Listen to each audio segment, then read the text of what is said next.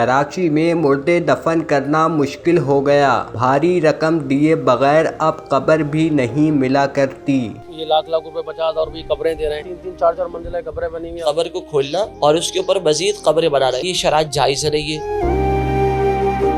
राशिद साहब हमारे साथ मौजूद हैं सकी हसन कब्रिस्तान गुरगन से। सर बताइएगा, कब्रिस्तानों में हम देख रहे हैं कि मुसलसल जगहों की कमी है, फिर इसी तरीके के हम दूसरे मसाइल दरपेश होते हैं। ज़ाहिर है कि मुख्तलिफ कब्रिस्तान है, पुराना भी है, तो इसको कैसे देख रहे हैं? कितनी जगह की तंगी आप लोगों को होती है और किस तरीके से सारा मैनेज किया जा रहा है? सर यहाँ तो जगह तो है नहीं, जो अपनी कवर करना चाहें या जिनके पहले से जगहें रिजर्व हैं उनके लिए चाहे गवर्नमेंट को चाहिए कि नए कब्रिस्तान बनाए। बस यहाँ तो जगह है नहीं। मोहम्मद शाह में जगह है, हम वहीं बेच देते हैं। इधर जिनकी जगह अपनी है, जो अपनी कब्रों में करना चाहें, उन्हीं के लिए होता है यहाँ पे। मतलब अगर किसी का कोई अजीज व गारिब है, उसी की कब्र को खोल जी जी जी, वो खुद इजाजतनामा लिख के देते हैं, फिर उनकी कब्र को किया जाता है। उसके अलावा इधर नहीं है, मोहम्मद शाह बेच दिया जाता है। तो ये बताइएगा मुझे कि अभी कब्र के जो रेट हैं वो किस गवर्नमेंट की मुख्तस हैं या किस तरीके से उनको मैनेज किया जाता है जो रेट हैं? क्योंकि कुछ कब्रिस्तानों में लाख रुपए की तादाद में भी वसूल किए जा रहे हैं, कई हज़ारों में हैं, मुख्तलिफ हैं। नहीं, गवर्नमेंट रेट के मुताबिक ही लिया जाता है, 15,500 रुपये। वो जो मुख्तलिफ कब्रिस्तान है उनमें से तो तारिक रोड अलग है, कोई अलग अलग है। कितना है उनका हमें क्या पता, उन्हीं को ही पता होगा। सुनने में आता है, जैसे आपको सुनने में आता है ऐसे हमें सुनने में आता है। कोई लाख बोलते हैं, कोई 40 बोलते हैं। यहाँ तो वही गवर्नमेंट रेट लिए जाते हैं 15,500। जो अपनी कवर करे या जिसकी अपनी जगह पहले यहाँ मौजूद है उन्हीं का ही होता है। पहले आयाते लोगों के बुक हुए हैं, जैसे ये हुआ है सामने आयाता बुक है, उन्हीं के ही होते हैं। इधर ज्यादातर मोहम्मद शाह बेच दिए जाते हैं क्योंकि खाली है अंडा मोड़ में। अच्छा ये बताएं मुझे कि अभी जो यहाँ पर कब्रें हैं उनकी तकरीबन अगर कोई आता है फर्द या कोई होता है, कोई इमरजेंसी का मरीज हो, तो उसके लिए कहीं 1-2 कब्रों की भी आप तादाद? नहीं नहीं, हमारे पास बिल्कुल ही नहीं है, अलाउ ही नहीं है ना, बिल्कुल ही हुकूमत है उसकी तरफ से बंद है, बिल्कुल बंद है। जिनकी अपनी कब्र इस्तेमाल करना चाहे उनके लिए, जिनकी अपनी पहले से आयाता बुक है उनके लिए बस। सबसे बड़ा अलमिया ये है कि जिस कब्रिस्तान में इस वक्त हम लोग खड़े हुए हैं, 2008 में जो है यहाँ तदफीन बंद हो गई है, लेकिन अभी भी अगर आप देखें तो सिलसिलेकार जारी व सारी है। और सबसे बड़ी तशवीशनाक बात यह है कि यहाँ जो फ्लोर वाला सिस्टम है वो सबसे ज़्यादा तशवीश वाली बात है। और उलमाओं के हवाले से अगर हम बात करें तो ये एक तो बहुत गलत और नाजायज़ और हराम अमल है जो यहाँ पर सबसे बड़ी चीज़ चल रही है। दूसरी चीज़ कि यहाँ पर एक तो बहुत ज़्यादा अगर आप देखो कि कोई रास्ता नहीं है, कोई चीज़ नहीं है, फिर भी यहाँ पर तदफीन का सिलसिला जारी और सारी है, सही है। और यहाँ सबसे बड़ी चीज़ एक तो रेट बहुत ज़्यादा है। मतलब क्योंकि होता है ना, आज के दौर में महंगाई की अगर हम लोग बात करें तो फिर एक तो मरना वैसे ही एक तकलीफ दे और एक सोमवार होना, फिर उसके ऊपर इतना बर्डन कि लाखों रुपए की इस वक्त जो है यहाँ पर कब्रें दी जाती हैं और उसमें गवर्नमेंट की कोई फीस होती है, उसके बाद मल्टीपल चार्जेस यहाँ पर लगा दिए जाते हैं। तो एक कब्र की जो कॉस्ट यहाँ पर आती है वो तकरीबन लाखों रुपए में आ जाती है। अल्हम्दुलिल्लाह गुज़िश्ता कई सालों से हम फलाह इंसानियत पर और मुख्तलिफ शबाजात पर काम कर रहे हैं। छाँव वेलफेयर ऑर्गेनाइजेशन एक अल्हम्दुलिल्लाह बाएतमाद इदारा है, उसका मैं प्रेसिडेंट भी हूँ। और आज अच्छी बात है कि आपने तवज्जो दिलाई कि कब्रिस्तान पे आज हम जो गुफ्तगू कर रहे हैं। मैं तो मुख्तसर सी बात सिर्फ इतनी सी करना चाहूँगा कि यहाँ तो लोग वैसे ही मर रहे हैं, कोई बिजली पानी और दीगर मामलात में जो हालात आजकल चल रहे हैं, इतनी महंगाई है, उस पर लोग इतना परेशान है। अब तो मरना भी मुश्किल हो चुका है, यानी कि मरने के बाद भी बंदे को 4 से 5 लाख रुपए चाहिए कि वो जब मरेगा तो ये लाख लाख रुपए 50,000 रुपये कब्रें दे रहे हैं। अल्लाह ताला माफ़ फरमाए, इस तरह का मामला हुआ है कि बंदा जो है ना मरने के बाद भी परेशान है, कि इतना परेशान है कि आप देखें ना। और अभी कब्रों का हाल देखें, आप ये देख रहे हैं हम यहाँ खड़े, वो कितनी ऊंची ऊपर तक कब्रें, 3-3 4-4 मंजिला कब्रें बनी हुई। अब यही नहीं पता कि इस कब्रों में इसी तरह डाला जा रहा है। ये अंदर 2008 में गालिबन, जो मुझे याद है 6 से 8 तो मुझे कंफर्म है कि यहाँ पर बैनर लग चुके थे कि जगह नहीं है।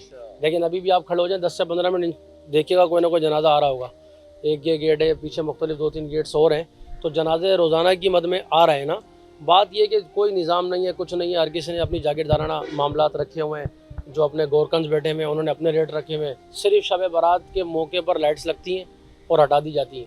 अंधेरा है, कुछ नहीं है, कोई पूछने वाला, कोई देखने वाला नहीं है। हुकूमत को केएमसी ने क्यों बैनर्स नहीं लगाया हुआ उसी वक्त थे, वो तो ज़ाहिर है फट गए होंगे। मजीद हम कोई बैनर नजर नहीं आ रहा कि आवाम को पता चले कि अंदर आने के लिए परमिशन नहीं है। अब एक चीज़ मैंने आपसे कहा कि अभी आप रुक जाएं तो देखेंगे कोई ना कोई जनाजा आ रहा होगा, जबकि बंद हो चुका है फिर भी तदफीन हो रही है, तो सिस्टम अंदर चल रहा है ना, कोई पूछने वाला ही नहीं है। अब अगर सिस्टम को पूछने और देखने वाले लोग हो तो कब तक ख़त्म हो जाए। अब गोरखनों के अंदर भी सुनने में आता है कि उन्होंने अपने जो है ना ये ब्लॉक्स बनाए हुए, जैसे ये ब्लॉक मेरा है, ये ब्लॉक आपका है, वो ब्लॉक उसका है, अब उनकी मर्जी है जी, ऐसा भी है।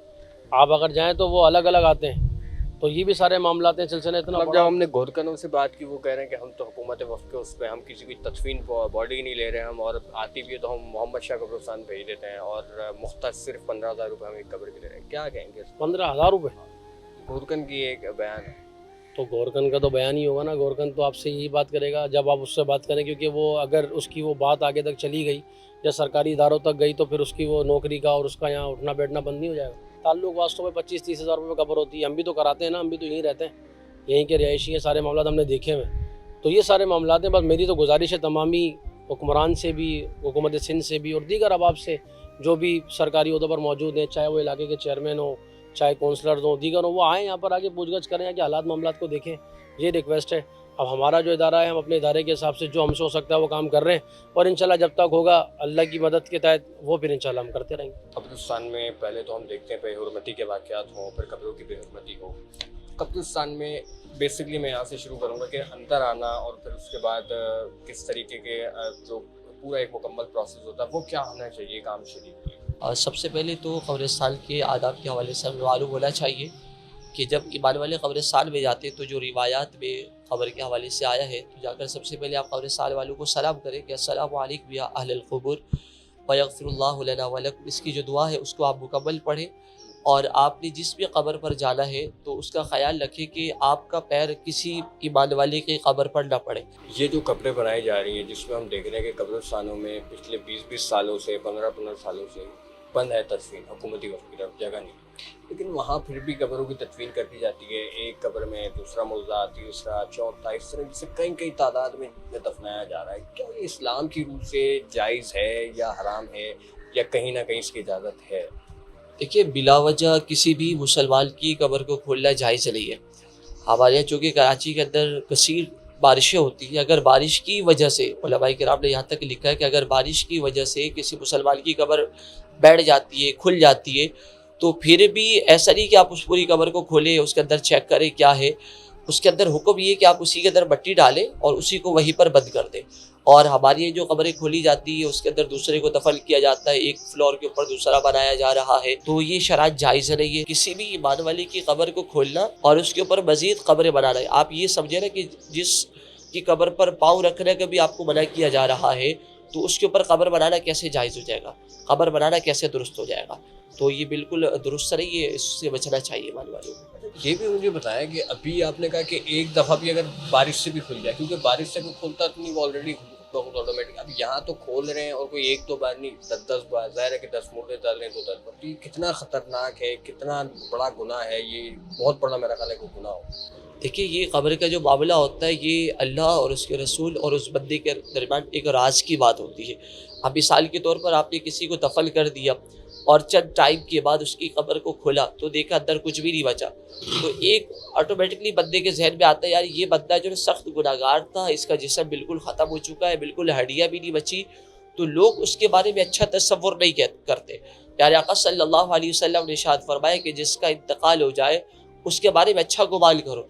जब तुम अच्छा गुमान करोगे तो अल्लाह रब्बुल आलमीन भी उसको माफ़ फरमा देगा। अगर उसके बारे में लोगों के कमेंट्स सही नहीं होते, लोगों का गुमान अच्छा नहीं होता, तो फिर अल्लाह रब्बुल आलमीन उस बंदे को माफ़ नहीं फरमाता। तो जाहिर सी बात है कि राज की बात होती है। हम जिसकी खबर खोल रहे हैं उसकी बॉडी कैसी है, सही है, गलत है, क्या है, बिल्कुल ख़त्म हो चुकी है, तो एक इसके राज जो है लोगों पर खुल रहे हैं, तो इस चीज़ से इस वजह से इसको मना किया गया।